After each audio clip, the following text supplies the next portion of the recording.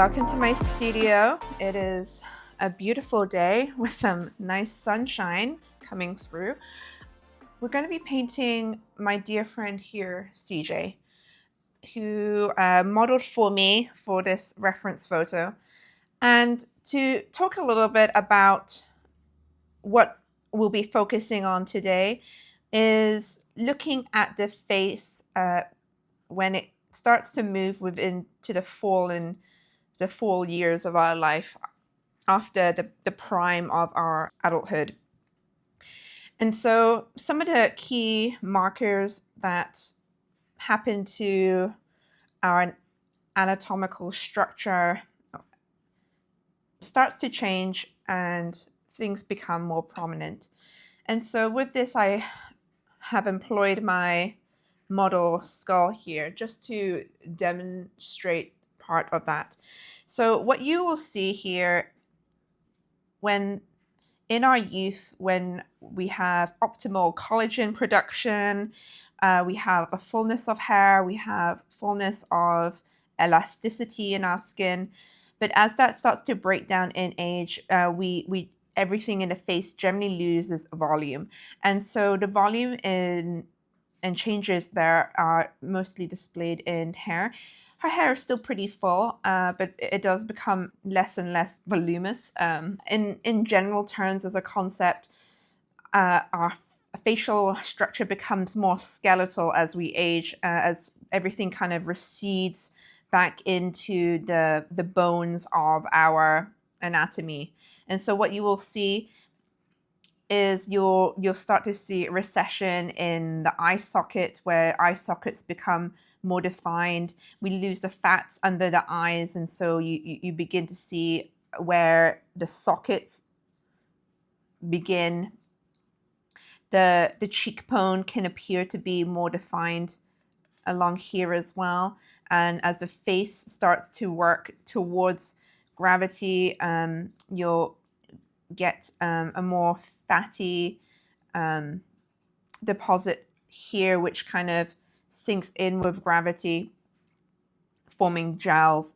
As the skin around the neck loses elasticity, it becomes looser. Collagen breaks down at the tip of the nose and the ears, which make this features seem more elongated. You lose the fullness in the plectrum, and so this area here that joins the nose and the top lip become more indefined. She hasn't completely lost it there, but it does. You can see it being lost on her upper lip there, and you start to lose the fullness in the lip tissue. Other things to bear in mind. I think I got everything. Yeah, and also another thing that's notable as well is within the templar region of the skull, these areas can also be more defined as like fatty tissue here begins to recede.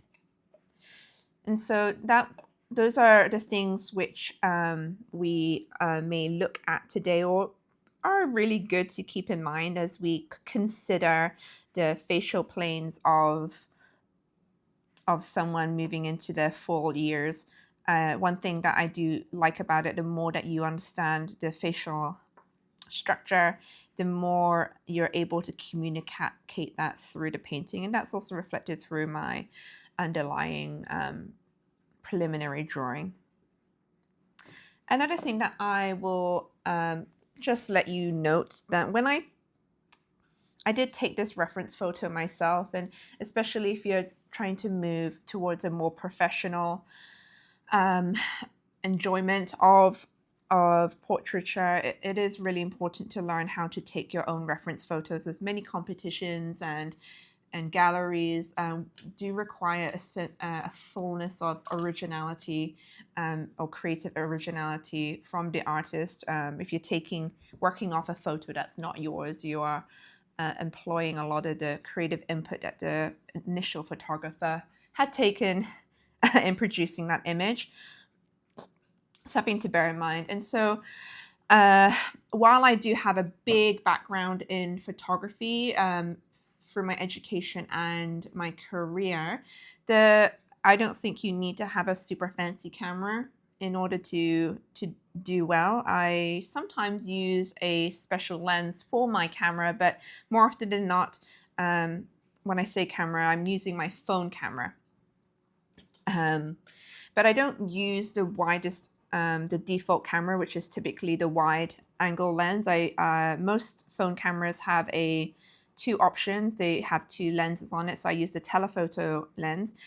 The wide angle lens, and it's completely up to you, but because I do like a more natural look to photography and to my portraiture, a wide angle lens, especially to get a close-up view, it will end up distorting the face with its perspective, or exaggerating the perspective, which I don't really want.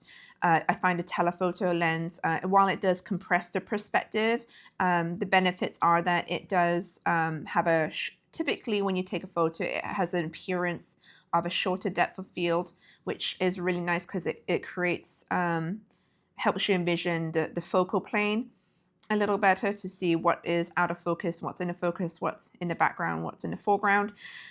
And another thing I like about the telephoto lens is that I can fill the frame nicely with someone's head, get enough detail, and without any distortion. Whereas with a telephoto lens, if you fill the frame, you're going to get a lot of distortion. So that's just a little bit of that. And as well, how did I position my subject here? So if you don't have a full set of studio lights, that is a-okay. There's lots of things we can do at our home without having to purchase a full studio setup. Here I just employed a natural window light. I didn't have a straight up reflector. You can just get like a giant piece of white card or something and position it in a way that will reflect the window light back into it. I did not use this. She's in a white room, so while there's a lot of contrast of light and dark in here, I just allowed natural ambient light of the room just to gently reflect back in her face. So the nice thing about that is that you do get that directional light, a sense of light coming in. She's looking away from the window, and yet there is just a tiny bit of ambient light just being thrown back into her face there. Another thing to bear in mind if you're going to position someone in front of a window, which I like to do, it's sometimes instead of getting a big light box, you can, on a cloudy day, you get a nice diffuse light. You want to take some direct sunlight, you get some harsher lights and shadows. Typically, softer lights are more flattering and harder lights are more dramatic. Really depends on what story you want to tell and create, but